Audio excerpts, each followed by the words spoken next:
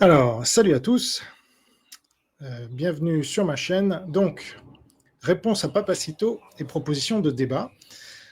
Donc, après Conversano et ses délires sur l'IA, je vais donc corriger les âneries de Papacito sur le protestantisme, étant moi-même protestant réformé, pour ceux qui ne le sauraient pas.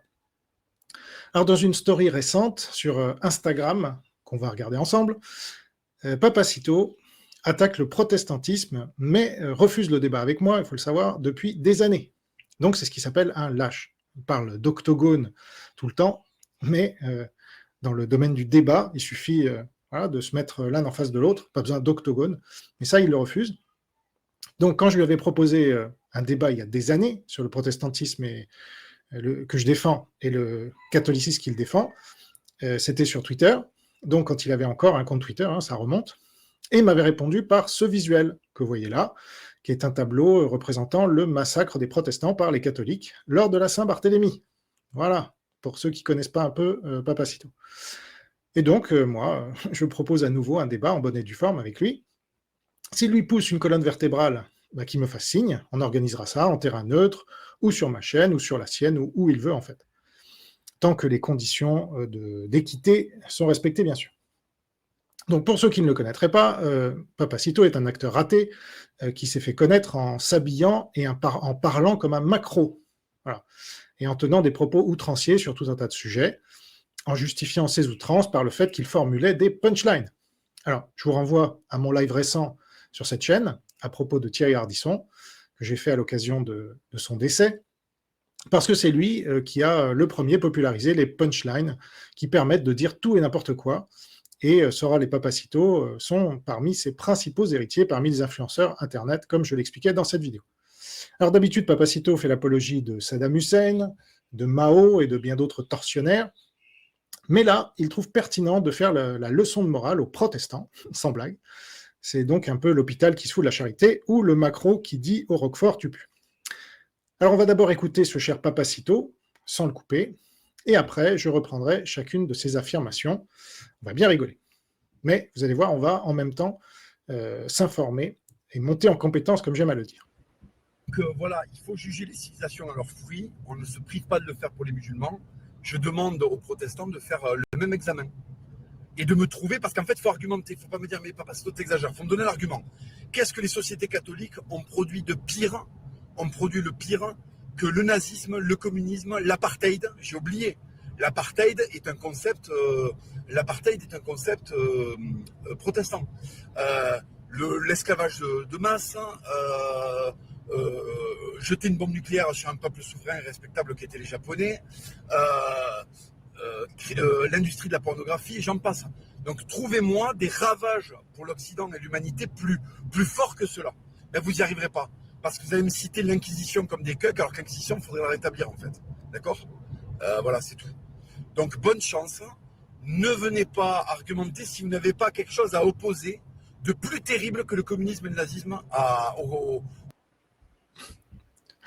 Voilà, bon, ça se finit comme ça. En fait, c'est issu d'une vidéo. Moi, j'avais vu la story sur Instagram, peu importe. Là, c'est une vidéo plus longue, mais vous en avez la substantifique moelle à la fin. Et donc, je vais répondre à ces points, à ce cher Papacito. Donc, il dit il faut juger les civilisations à leurs fruits. On ne se prive pas de le faire avec les musulmans. Alors, Papacito dit ça en conduisant ou en étant conduit dans une voiture. Je suis désolé, mais la voiture, on la doit en large partie aux protestants. Il le fait via un smartphone, pareil, via Internet, pareil. Je pourrais continuer longtemps cette liste, étant donné que c'est un protestant, Francis Bacon, qui a créé la démarche scientifique et donc la science moderne. Ce sont principalement des protestants qui ont inventé les sciences modernes et donc les technologies qui en découlent. Et donc vous trouverez tout ou presque dans mon livre ce que le monde doit au protestantisme.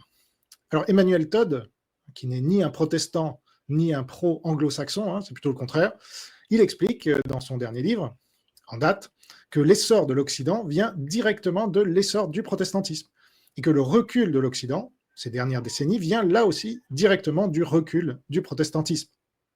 Donc je rappelle à Papacito que ce sont des protestants qui sont allés sur la Lune, pas des catholiques. Voilà. Je rappelle aussi que pendant 1000 ans, l'Europe était blanche et catholique, et elle était à la traîne par rapport aux musulmans, justement, puisque Bagdad était plus avancé que Paris, notamment du Xe au XIIIe siècle, par exemple. Alors généralement, on peut dire que le catholicisme, que je préfère appeler papisme à titre personnel, et les protestants réformés dans l'histoire, on a souvent appelé ça papisme, pour ne pas confondre avec le bon catholicisme, qui est selon nous d'avant 451. 451, c'est quand on a nommé un premier pape dans l'histoire, Léon Ier. Eh bien, les pays qui l'ont majoritairement adopté, hein, le papisme donc, sont restés dans des castes, des dictatures et la pauvreté, tandis que les pays majoritairement protestants, ou même partiellement protestants, en sont sortis les premiers. Ensuite, des pays papistes ont été influencés, évidemment, et en sont également sortis en partie, mais moins vite et avec beaucoup plus de difficultés. Ainsi, quand on analyse les principaux classements internationaux sur les libertés, l'écologie, l'économie et des dizaines d'autres thèmes importants, ce sont les pays protestants qui arrivent largement devant les autres, y compris les pays catholiques et musulmans, et même bouddhistes, et tout ce qu'on veut. Donc je vous invite à consulter vous-même ces classements sur la liberté de la presse, la liberté d'expression, la liberté d'entreprendre, les inégalités hommes-femmes, la pollution, la transparence, etc. Et vous le constaterez, les pays protestants et de culture protestante, et notamment la Scandinavie, qui est restée pendant 4 siècles exclusivement protestante, ils avaient exclu totalement le catholicisme, le papisme, parce qu'ils étaient papistes avant, et là ils n'en ont plus voulu du tout. Pendant 4 siècles, ils ont été exclusivement protestants. Eh bien, la Scandinavie domine les classements, je crois que c'est clair. On constate d'ailleurs une scission entre l'Europe du Nord, qui est de culture protestante, et l'Europe du Sud, qui est de culture catholique, l'Europe du Nord étant beaucoup plus avancée que l'Europe du Sud dans à peu près tous les domaines. Et donc, ce n'est pas une question de race, puisque les races sont à peu près les mêmes. Là, je vois venir les identitaires d'avance.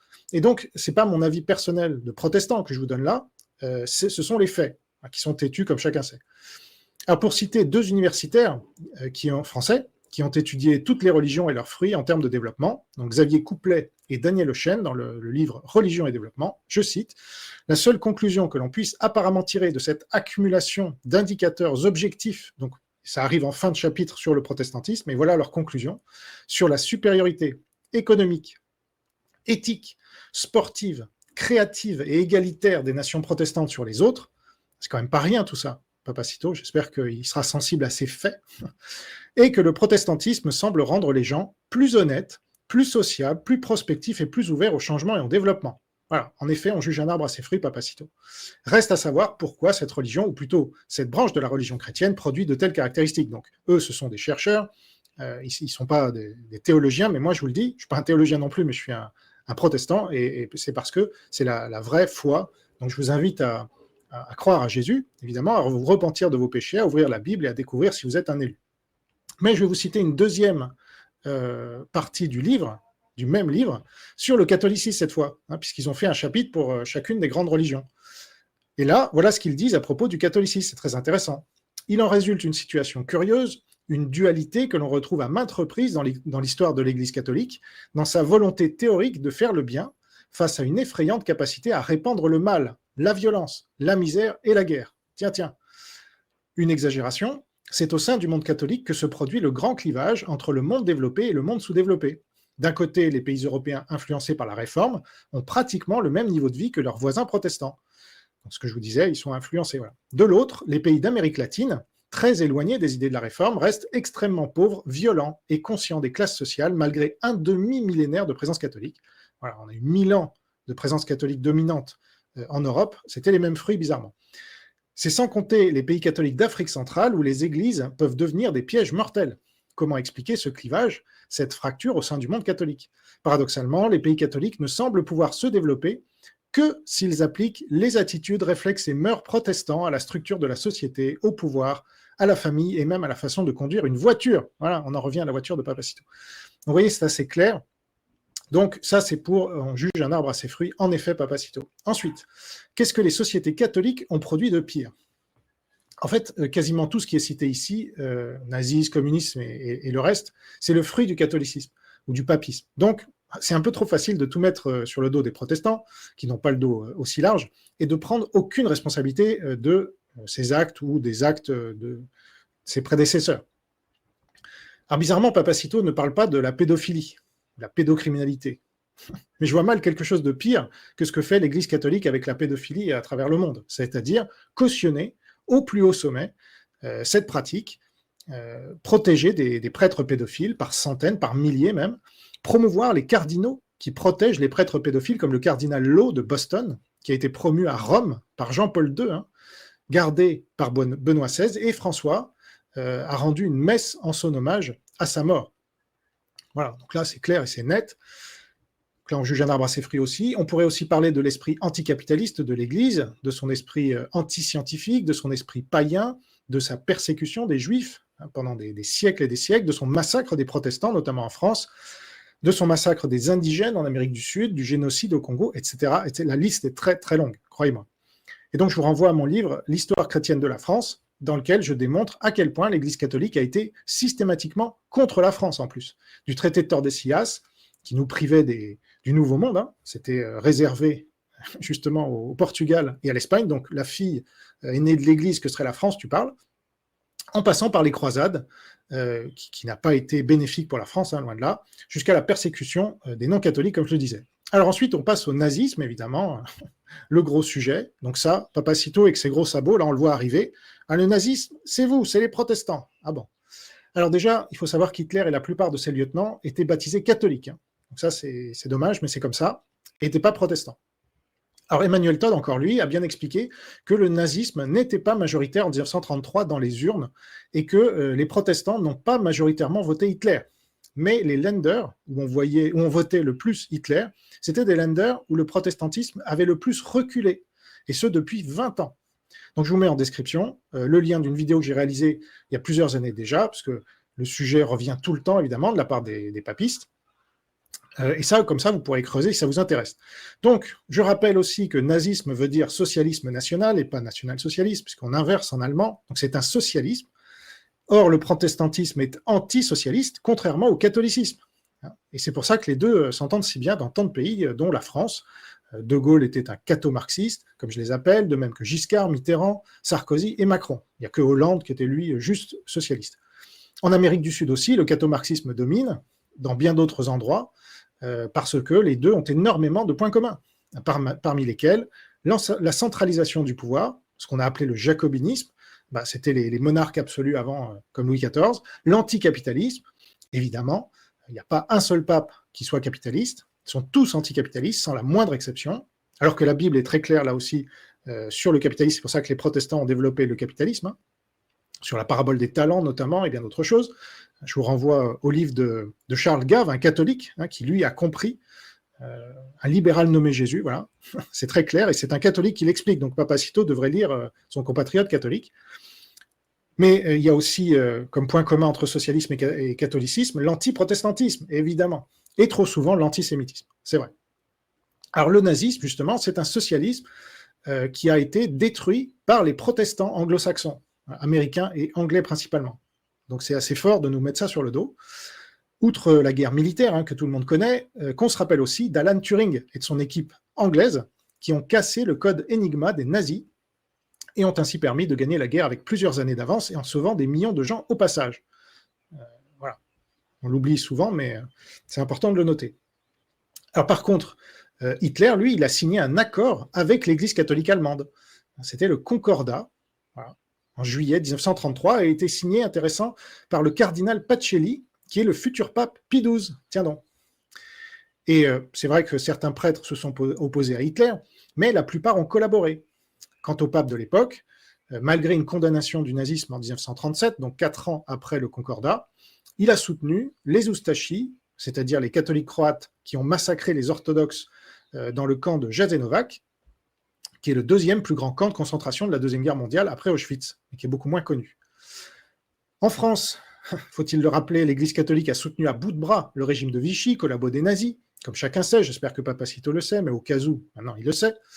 J'ai publié dans un de mes livres, je ne sais plus lequel, une liste longue comme le bras des évêques et autres archevêques qui ont apporté leur soutien officiel et total au maréchal Pétain et à son régime de malheur pendant les premières années, avant de commencer à progressivement retourner leur veste quand la guerre commençait à être perdue pour les nazis. Voilà. Donc c'est pire que les communistes qui, eux, ont rejoint la résistance, donc ils ont complètement retourné leur veste en 1941, après avoir collaboré eux aussi avec les nazis. C'était pendant le pacte germano-soviétique, qui n'est pas assez cité. J'en profite d'ailleurs pour saluer le maire de Saint-Raphaël qui vient d'ériger le 23 août dernier, donc il y a une semaine, une stèle en hommage aux victimes du communisme, pour la première fois en France, d'après lui, et je veux bien le croire, 80 ans après la fin de la guerre. Et dans son formidable discours, que je vous invite à regarder, et auquel je souscris pleinement, il citait notamment le pacte germano-soviétique et la censure à son sujet. Alors il aurait pu rajouter l'alliance entre l'Église catholique et Vichy, les Oustachis, et bien d'autres cathos-nazis, comme on pourrait les appeler, mais bon, c'est déjà énorme ce qu'il a fait, je ne vais pas lui en vouloir pour ça.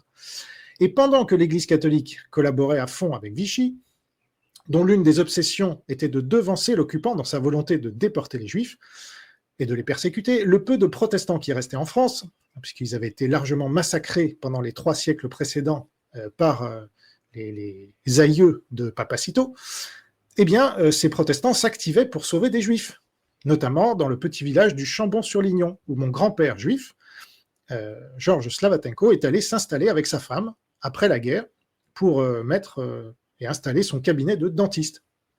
Voilà, le stéréotype des dentistes juifs, bah voilà. C'était un dentiste juif, parce qu'il avait dû se cacher toute la guerre en tant que juif. Et là-bas, au Chambon-sur-Lignon, il se sentait plus en sécurité, entouré de gens protestants qui aimaient les juifs. Voilà. Alors Luther était certes antisémite, hein, ça je ne le nie pas, et Hitler a pu s'en servir pour manipuler les Allemands. Mais Luther tenait son antisémitisme de son catholicisme passé, voilà ce qui n'est jamais rappelé, parce qu'il était moine. Voilà. Et hélas, c'était trop ancré en lui pour qu'il puisse s'en débarrasser une fois converti, en tout cas apparemment.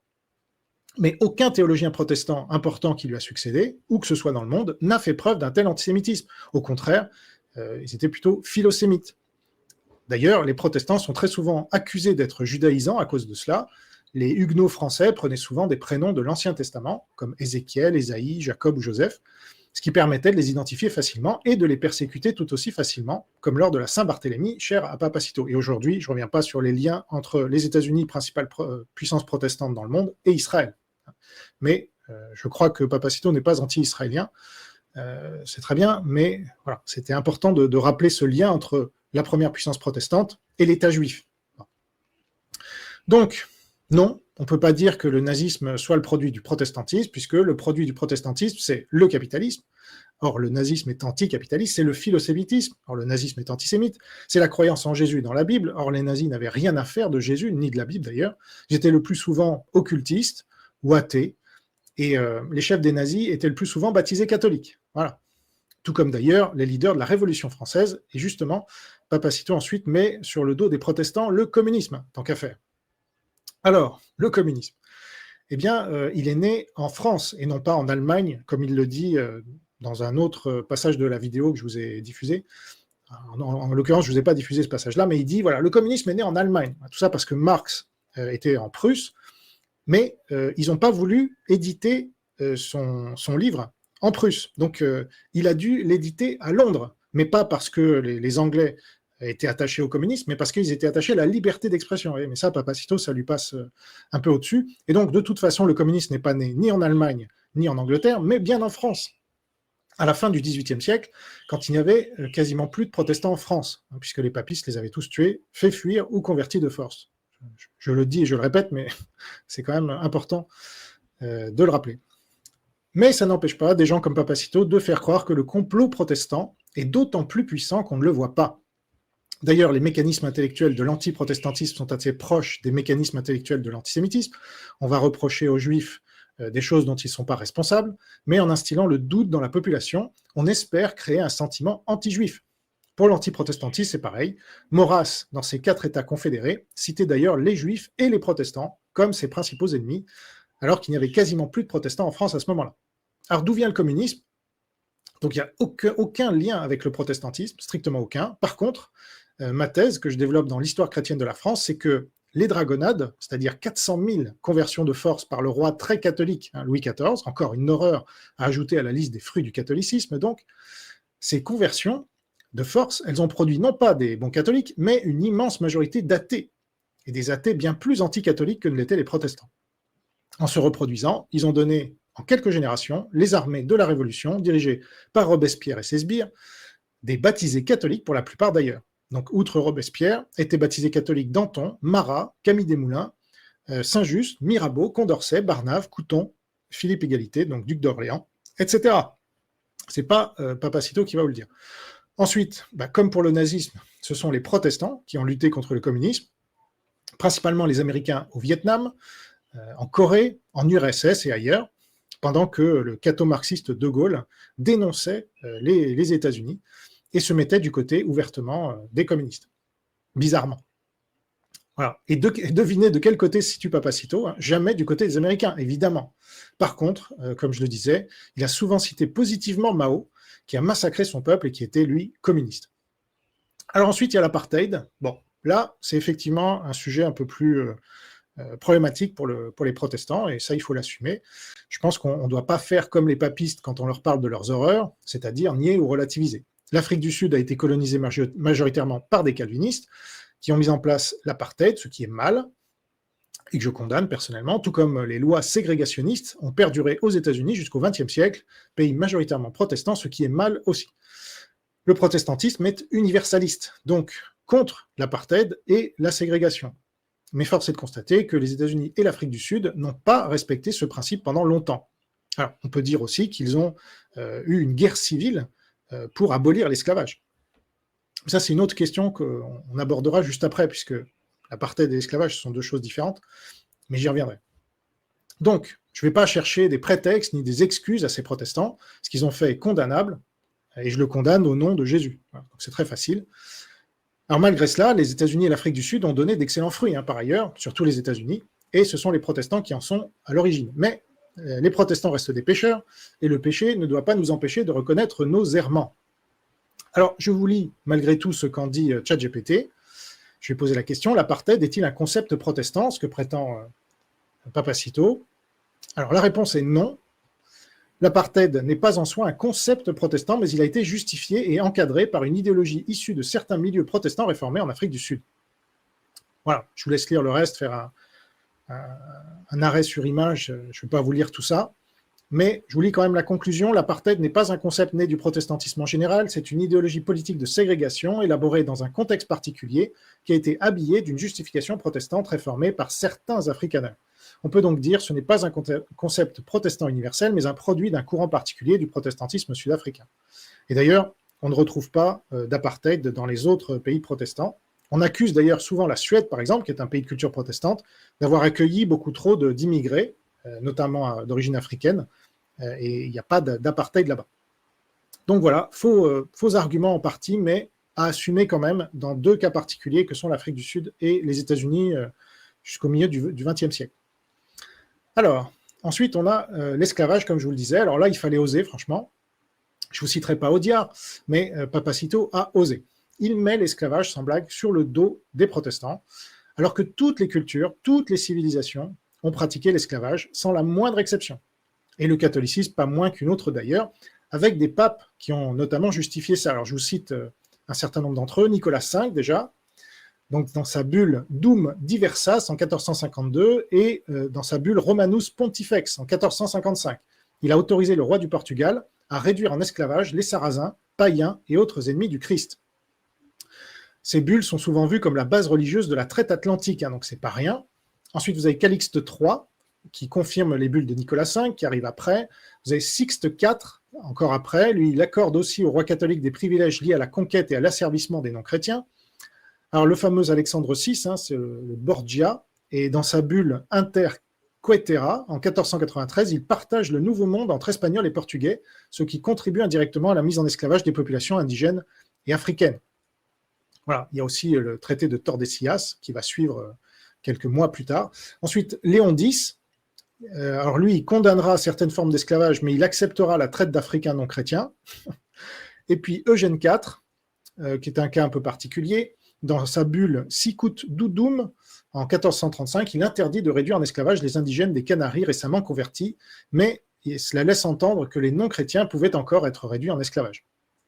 Et donc, mettre l'esclavage sur le dos des protestants, franchement, c'est une invention, une inversion accusatoire. Les protestants ayant certes participé à la traite négrière, je ne le dis pas, mais ce sont surtout les premiers à l'avoir aboli dans leur pays, mais aussi et surtout à l'étranger. Et l'Angleterre, anglicane donc protestante, a été le premier pays et le plus en pointe dans ce combat, y compris en terre musulmane. alors que les musulmans se battaient bec et ongles pour maintenir l'esclavage. Donc, Papacito nous fait du Rokhaya Diallo. C'est presque s'il ne reproche pas à l'Occident d'avoir colonisé. Mais ce n'est pas un hasard que Papacito s'en prenne au protestantisme, car depuis 5 siècles, l'Occident domine le reste du monde grâce au protestantisme et à ses fruits, justement.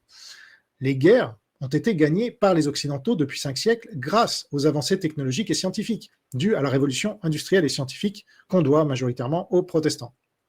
Le protestant français, Denis Papin, a été obligé de fuir en Angleterre pour échapper aux persécutions de Louis XIV. Et donc, c'est en Angleterre qu'est née la révolution industrielle et scientifique, d'autant qu'avec la révocation de l'édit de Nantes, de ce même Louis XIV, la France a perdu ses travailleurs acharnés que sont les protestants, qui sont venus renforcer par contre les rangs de la future Allemagne, de l'Angleterre, de la Suisse, des Pays-Bas, et j'en passe. Donc c'était un suicide, et on le paye encore aujourd'hui. Alors après, Papacito enchaîne avec la bombe nucléaire. Jeter une bombe nucléaire sur un peuple souverain et respectable qu'étaient les Japonais. Alors là, c'est très intéressant, parce que c'est aussi la propagande gauchiste qu'on nous sert matin, midi et soir. Donc là, on a carrément une justification des horreurs commises par le Japon impérial pendant la Deuxième Guerre mondiale, et même avant, avec la colonisation brutale de la Corée et d'une partie de la Chine, avec viol de masse, persécutions systématiques et ultra-violentes. Et alors les historiens spécialistes de la question expliquent que les camps japonais, pendant la Deuxième Guerre mondiale, étaient largement aussi abominables que les camps nazis. Et donc voilà ce que Papacito considère comme un peuple respectable, qu'on se le dise. Donc l'attaque surprise des Japonais à Pearl Harbor, c'est cool, d'après Papacito. On peut massacrer 2500 occidentaux sans que ça le dérange apparemment. Ensuite, la bombe nucléaire, elle a évité un débarquement américain au Japon qui aurait fait infiniment plus de morts des deux côtés. Tous les spécialistes en conviennent aujourd'hui, sauf les gauchistes bien sûr, qui veulent culpabiliser les États-Unis et l'Occident à travers eux. Ce qui n'est pas étonnant de la part de Papacito, qui se la joue droitard, mais qui bizarrement reprend une bonne partie des accusations des gauchistes envers l'Occident. Le Japon impérial était aussi allié des nazis, faut-il le rappeler. Ça ne semble pas déranger ce cher Papacito, je ne suis même pas sûr qu'il le savait. Du coup, il peut faussement reprocher aux protestants d'avoir créé le nazisme et d'avoir détruit le principal régime allié des nazis, au calme, comme disent les jeunes. Le Japon impérial, c'était donc les viols de masse en Mandchourie, en Corée et ailleurs, les camps d'internement ultra-violents, mais aussi les kamikazes, ces tarés de pilotes qui se servaient de leurs avions comme de bombes pour venir s'exploser sur des porte-avions américains. Une belle mentalité, défendue une fois de plus par Papacito. Et je pourrais encore allonger la liste des horreurs du Japon impérial, notamment les armes bactériologiques qu'ils avaient l'intention de balancer sur les États-Unis, mais j'y passerai des heures. Et même après la première bombe nucléaire sur Hiroshima, le 6 août 1945, ils n'ont pas présenté de reddition. Il leur en a fallu une deuxième à Nagasaki pour qu'ils comprennent, 3 jours plus tard. Mais ça, ce serait un peuple respectable selon Papacito. Surtout, ce qu'il ne dit pas, c'est que la bombe a plongé le monde entier dans une paix durable depuis la fin de la Deuxième Guerre mondiale grâce à la dissuasion nucléaire. C'était d'ailleurs un des buts des Américains qui sont protestants et donc qui préfèrent le commerce à la guerre. Mais pour que le commerce puisse avoir lieu, il faut la sécurité. Et donc quand j'entends les gauchistes, ou peut-être Papacito aussi, qui sait, qui disent que les États-Unis devraient retirer toutes leurs bases militaires à travers le monde, eh bien, ils ne se rendent pas compte à quel point c'est grâce à ces bases, notamment, qu'il y a la paix et le commerce dans le monde depuis 1945. Mais ils préfèrent accuser les États-Unis d'être des va-t-en-guerre et de déclencher des guerres à tout va, alors que souvent, c'est pour maintenir la paix ou faire reculer le totalitarisme sous sa forme communiste ou islamiste. Même si la guerre en Irak était en effet une stupidité sans nom, je reconnais volontiers et je l'ai toujours condamné. Mais je renvoie à Maurice G. Dantec et ses livres des théâtres des opérations, il y a 3 tomes, pour lire sous la plume d'un catholique expatrié en Amérique du Nord, mais de culture protestante donc, pour lire les meilleures lignes écrites sur la justification d'Hiroshima et Nagasaki.